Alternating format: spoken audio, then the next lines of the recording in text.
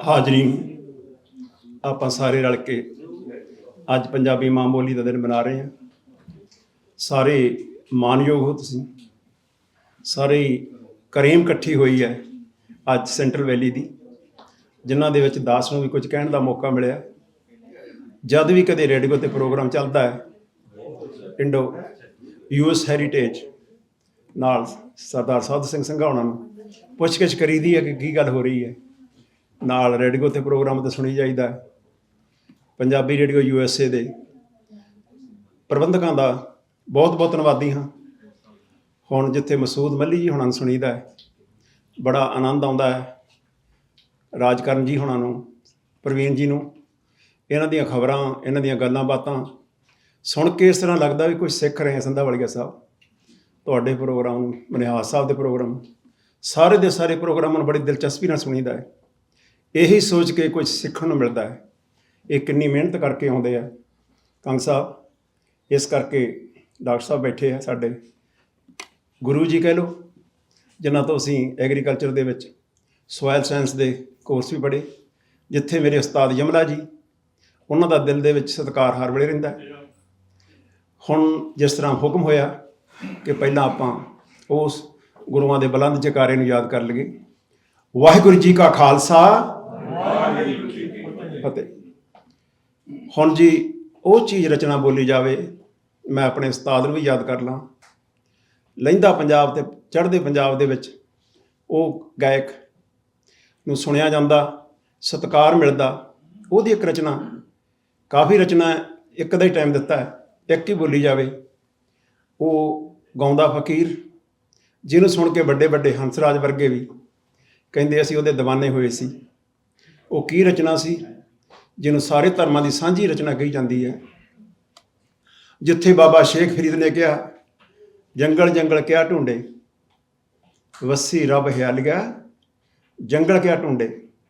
ਉਸੇ ਜੰਗਲ ਜਿੱਥੇ ਬਾਬਾ ਸ਼ੇਖ ਫਰੀਦ ਜੀ ਨੇ, ਉਹਨਾਂ ਨੇ ਜ਼ਿਕਰ ਕੀਤਾ ਸੀ ਜੰਗਲ ਕਿਹਨੂੰ ਆ, ਸਰੀਰ ਨੂੰ। ਉਸੇ ਪਰਛਾਵੇਂ ਦੇ ਹੇਠਾਂ ਬਹਿ ਕੇ ਉਹ ਫਕੀਰ ਗਾਉਂਦਾ ਅਤੇ ਲਿਖਦਾ ਤੂੰਬੀ ਦੀ ਤਾਰ ਦੇ ਉੱਤੇ। ਮੈਂ ਤੂੰਬੀ ਇਸੇ ਕਰਕੇ ਰੱਖਦਾ ਕਿ ਉਹਦੀ ਯਾਦ ਹੈ ਉਸ ਦਰਵੇਸ਼ ਦੀ, ਜੀ ਨੇ ਉਹਦੀ ਕਾਢ ਕੱਢੀ ਸੀ। ਸਾਰੀ ਉਮਰ ਹੀ ਗਾਉਂਦਾ ਰਿਹਾ ਇਸ ਦੇ ਉੱਤੇ, ਅਤੇ ਸਾਰੀ ਉਮਰ ਪ੍ਰਵਾਨ ਚੜ੍ਹਦਾ ਰਿਹਾ।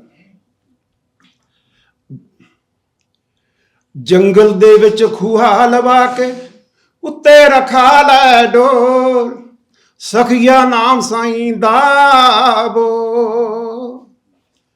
ਓ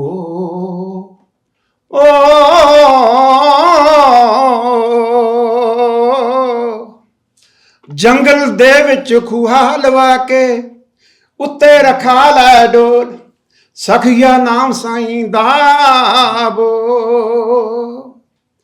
ਆਪਣਾ ਕੀਤਾ ਸਭ ਨਹੀਂ ਪਾਉਣਾ, ਮਾਨ ਸਾਹਿਬ, ਆਪਣਾ ਕੀਤਾ ਸਭ ਨਹੀਂ ਪਾਉਣਾ। ਜੋ ਦੁਨੀਆ ਤੇ ਆਇਆ ਖਾਲੀ ਹੱਥੀਂ ਜਾਊ ਨਮਾਣਾ। ਜਿਸ ਨੇ ਵਕਤ ਗਵਾਇਆ, ਵਕਤ ਗਵਾਚਿਆ ਹੱਥ ਨਹੀਂ ਆਉਣਾ।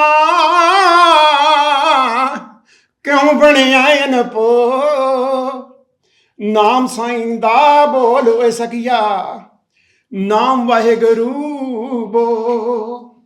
ਛੱਡਦੇ ਚੋਰੀ ਯਾਰੀ ਠੱਗੀ, ਦਗਾ ਫਰੇਬ ਕਮਾਉਣਾ। ਇਹ ਇਨਸਾਨੀ ਜਾਮਾਂ ਤੇਰੇ ਮੁੜ ਕੇ ਹੱਥ ਨਹੀਂ ਆਉਣਾ। ਨਹੀਂ ਮਿਲਨੇ ਤੈਨੂੰ, ਨਹੀਂ ਮਿਲਨੇ ਤੈਨੂੰ ਪਲਗਣ ਵਾਰੀ, ਨਹੀਂ ਮਿਲਨੇ ਤੈਨੂੰ ਪਲਗਣ ਵਾਰੀ। ਓਏ ਬਿਸਤਰ ਹੋਣਾ ਹੀ ਗੋ, ਨਾਮ ਸਾਈਂ ਦਾ ਬੋਲ ਓਏ ਸਖੀਆ, ਨਾਮ ਵਾਹਿਗੁਰੂ ਬੋ। ਮਾਸ ਬਗਾਨਾ ਖਾ ਖਾ ਪਲਦਾ, ਤੂੰ ਲਾਲਚ ਲੱਗਣਾ ਜਰਦੇ। ਜਿੰਨਾ ਵਾਸਤੇ ਪਾਪ ਕਮਾਉਣਾ, ਨਹੀਂ ਬਣਨੇ ਤੇਰੇ ਕਰਦੇ। ਤੇਰੇ ਨਾਲ ਕਿਸੇ ਨਹੀਂ ਜਾਣਾ, ਜਿਨ ਨਾਲ ਕਰੇ ਕਲੋ। ਨਾਮ ਸਾਈਂ ਦਾ ਬੋਲ ਓਏ ਸਖੀਆ, ਨਾਮ ਵਾਹਿਗੁਰੂ ਬੋ। ਨਾ ਕਰੇ ਇੰਨੀ ਨੀਂਦ ਪਿਆਰੀ, ਨਾ ਕਰੇ ਇੰਨੀ ਨੀਂਦ ਪਿਆਰੀ। ਇਸ ਨਹੀਂ ਪਾਰ ਨਗਾਉਣਾ, ਵੇਖੀ ਤੈਨੂੰ ਜਾਗ ਨਹੀਂ ਆਉਣੀ, ਤੂੰ ਇੱਕ ਦਿਨ ਐਸਾ ਸੌਣਾ, ਇਸ ਮਿੱਟੀ ਨੇ ਫਿਰ ਨਹੀਂ ਸੁਣਨਾ, ਓਏ ਵੱਜਣ ਕੰਨਾਂ ਵਿੱਚ ਟੋ, ਨਾਮ ਸਾਈਂ ਦਾ ਬੋਲ ਓਏ ਸਖੀਆ, ਨਾਮ ਵਾਹਿਗੁਰੂ ਬੋ। ਦਾ ਦੁਨੀਆ ਦੇ 70 ਅੱਖਰ ਇਹ ਉਸਨੇ ਫਰਮਾਇਆ, ਆਏ ਸਵਾਲੀ ਮੋੜ ਨਾ ਖਾਲੀ, ਜੋ ਤੇਰੇ ਦਰ ਆਇਆ। ਆ ਪਾਕ ਹੱਥਾਂ ਨਾ ਕਰੀ ਖਰੇਤਾਂ, ਪਾਕ ਹੱਥਾਂ ਨਾ ਕਰੀ ਖਰੇਤਾਂ, ਜੋ ਕੁਝ ਤੇਰੇ ਕੋ, ਨਾਮ ਸਾਈਂ ਦਾ ਬੋਲ ਓਏ ਸਖੀਆ, ਨਾਮ ਵਾਹਿਗੁਰੂ ਬੋ। ਨਾਮੇ ਅਤੇ ਤੰਨੇ ਵਾਂਗੂ ਪਾ ਕੇ ਰੱਬ ਨੂੰ ਦੱਸਦੇ ਸਭ ਨੂੰ, ਨਾਮੇ ਅਤੇ ਤੰਨੇ ਵਾਂਗੂ ਪਾ ਕੇ ਰੱਬ ਨੂੰ ਦੱਸਦੇ ਸਭ ਨੂੰ। ਆ ਜੱਟ ਦੀ ਤੂੰ ਵੀ ਨਿਤ ਪਈ ਬੋਲੇ, ਮਨ ਦੀਆਂ ਕੁੰਡੀਆਂ ਖੋ, ਨਾਮ ਸਾਈਂ ਦਾ ਬੋਲ ਓਏ ਸਖੀਆ, ਨਾਮ ਵਾਹਿਗੁਰੂ ਬੋ। ਜੰਗਲ ਦੇ ਵਿੱਚ ਖੂਹਾ ਲਵਾ ਕੇ ਉੱਤੇ ਰਖਾ ਲੈ ਡੋ, ਨਾਮ ਸਾਈਂ ਦਾ ਬੋਲ ਓਏ ਸਖੀਆ, ਨਾਮ ਵਾਹਿਗੁਰੂ ਬੋ।